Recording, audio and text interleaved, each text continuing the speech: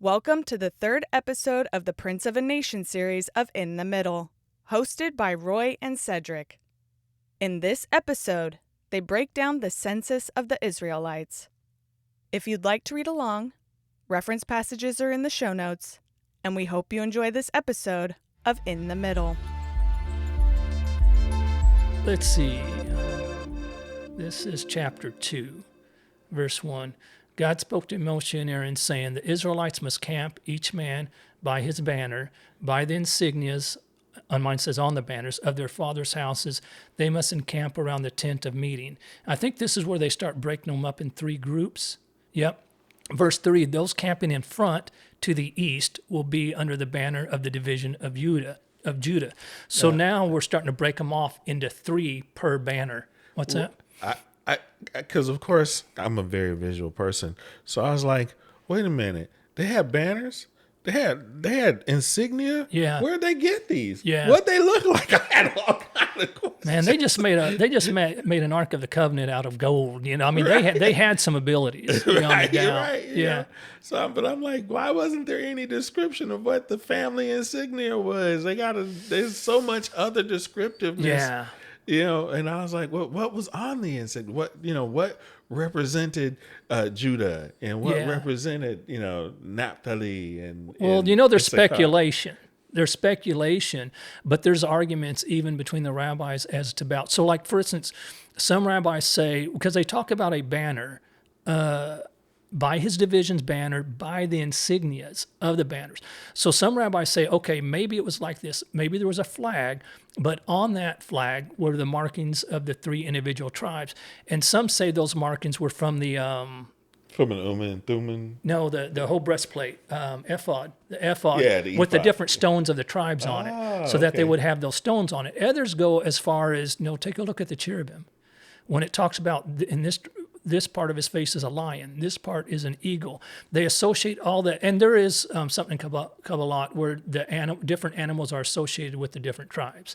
Judah being the lion. Everybody knows Judah's the lion. Right. And not only that, we also know the interesting thing.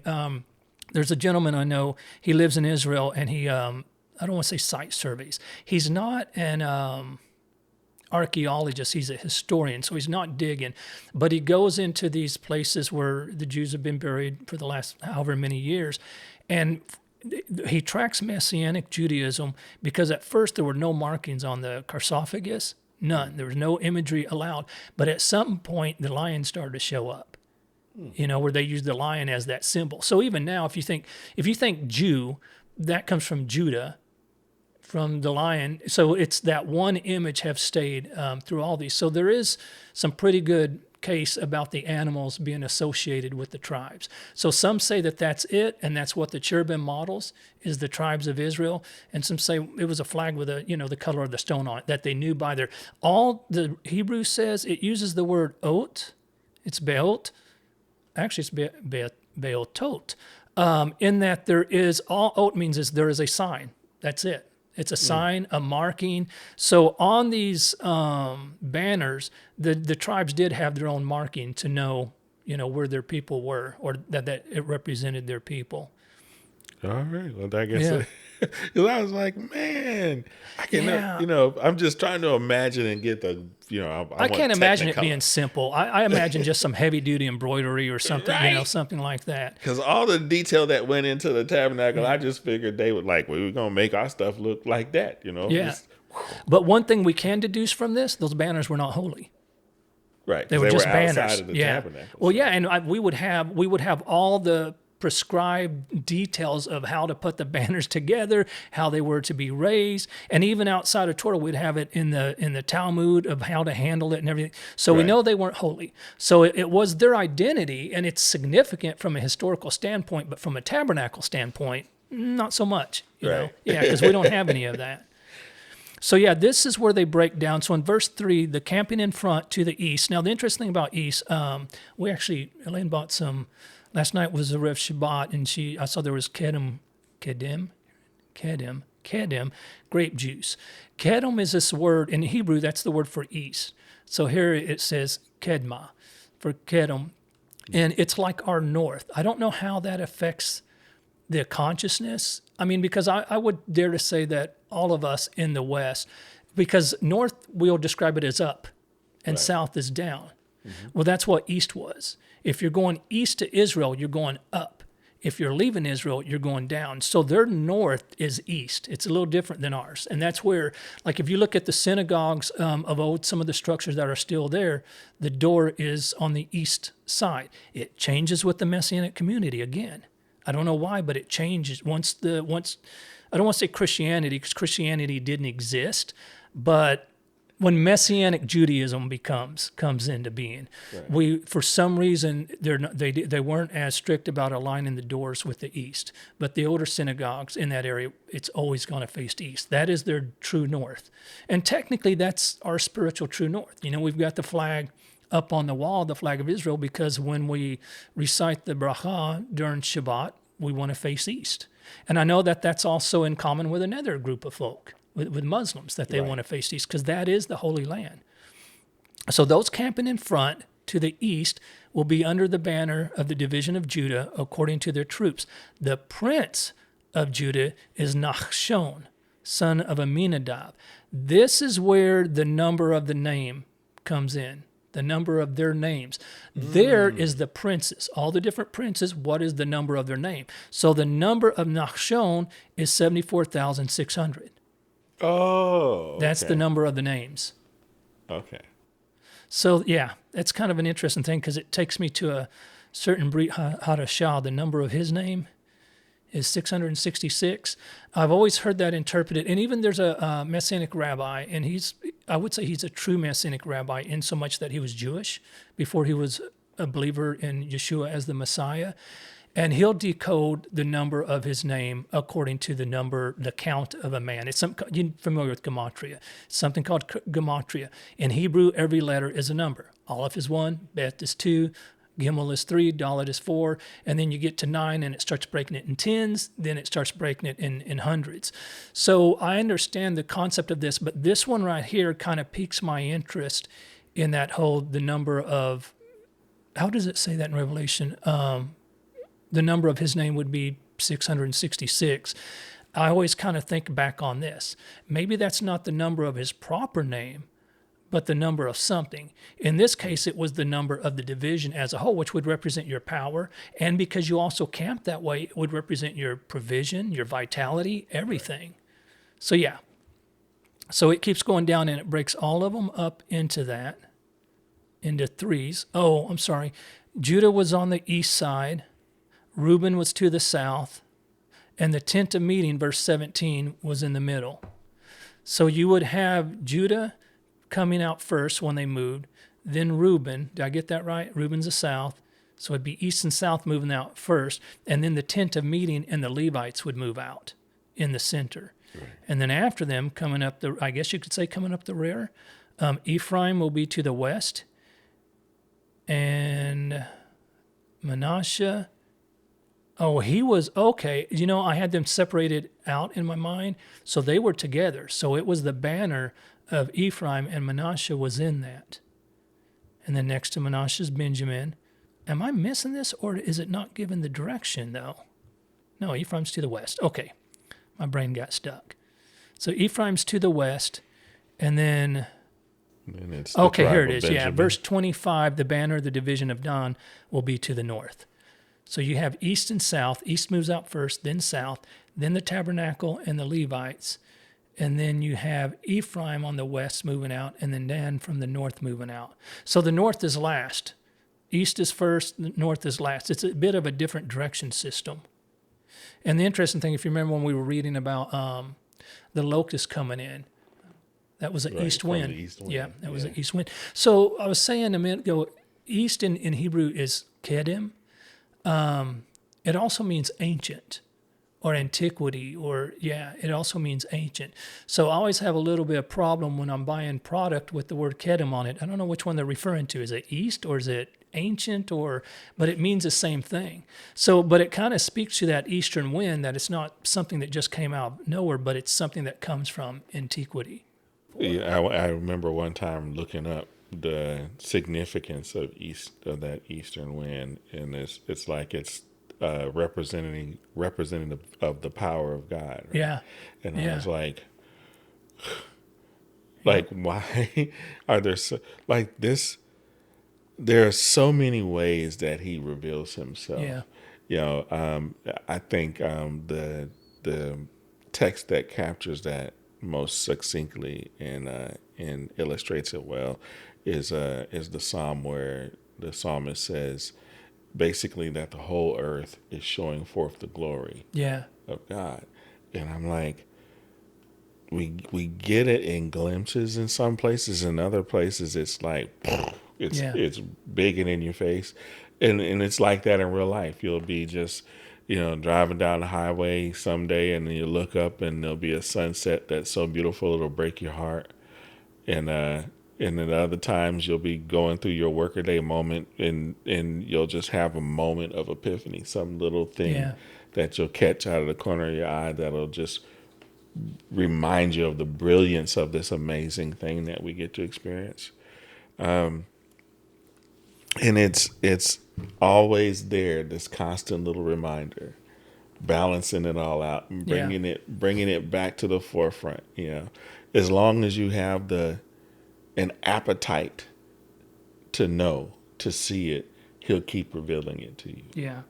And it's interesting within this tribal context, to me it clearly means Judah represented the strength of the Lord's army. In this case, all of Israel is the Lord's army.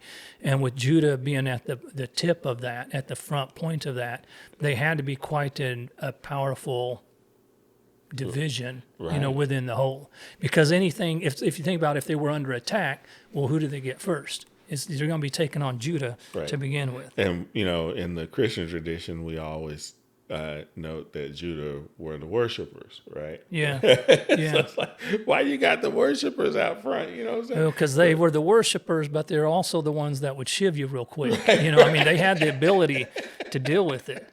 They were given the strength to deal with things. Apparently. Because they was out there handling it. We will sing a song and hurt you, don't you? Don't think these instruments are just for playing. Yeah. They're happy for a reason. They keep winning the wars. Right. So where are we at? 3? Chapter 3? And this is where we really get into the meat and potatoes of the priests and the Levites. When God starts, explaining to Moses, all right, this is the deal. These are verse 1, chapter 3, these are the descendants of Aaron and Moshe. Now, the interesting thing, it says these are the descendants of Aaron and Moshe. There's no descendants of Moshe listed here. Right. It's all the descendants of Aaron. Right. And so the rabbis talk about that because Moshe was the teacher. He was the one teaching them Torah, so he's, a father as well. Right. So as weird and as corny as this to say, they had two fathers, Aaron and Moshe. On the day that God spoke to Moshe on Mount Sinai, these are the names of Aaron's sons, Nadab, and the firstborn of Abihu, and we know what happened to them. Right. They would not make it. Right, no. Then Eleazar and Ithamar, who our writings say went on to serve the Lord as priest for a long time. These are the names of Aaron's sons, the anointed priest, whom Moshe consecrated to serve as priest. The interesting thing, let me see verse 3. Shemot b'nei Aaron. Yeah, there's the word. So, let's see, this one's pronounced a little different. It's this is I don't even know if I can pronounce that. Let me sound it out. Hamashuach.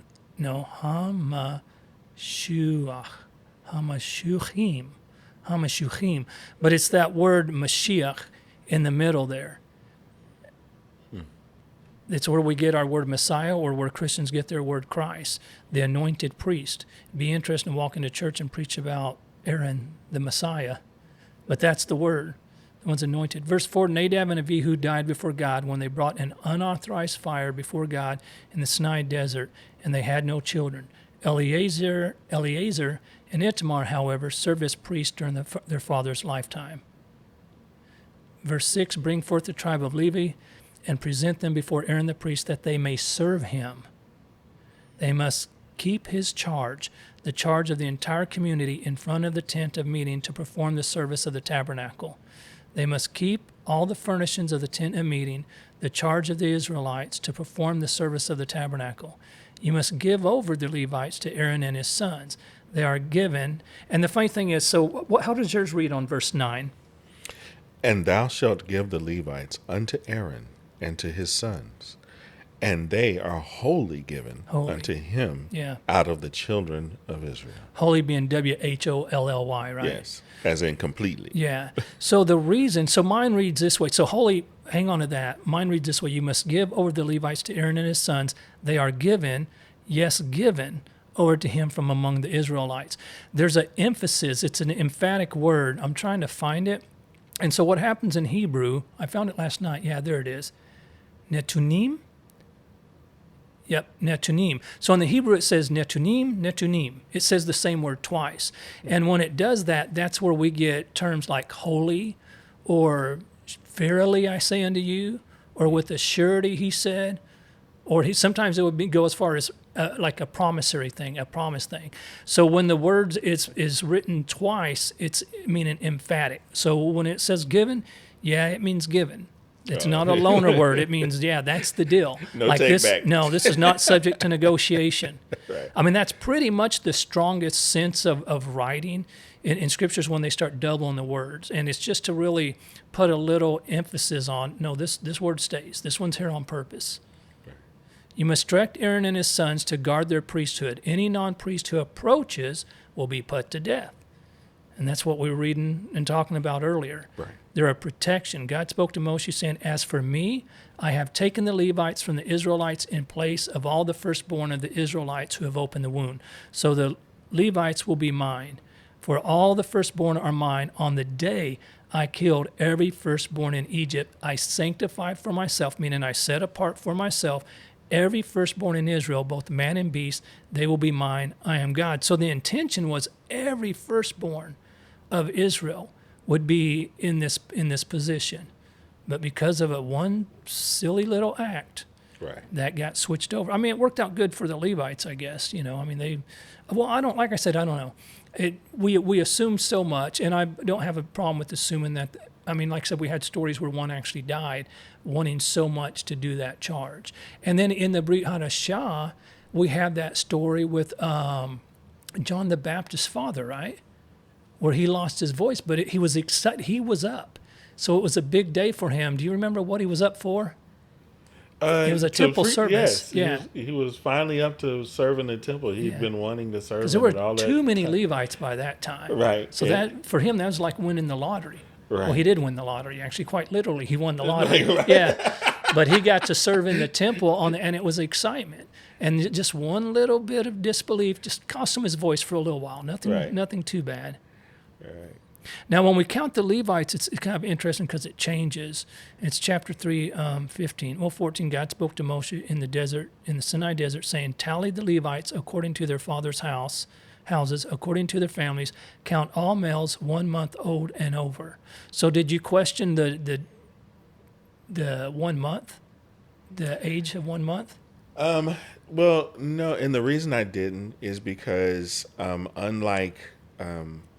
So with the other Israelites that were counted, they were counted based upon their capacity to be productive in a specific role. Yeah. And these people are given to God, period. Yeah.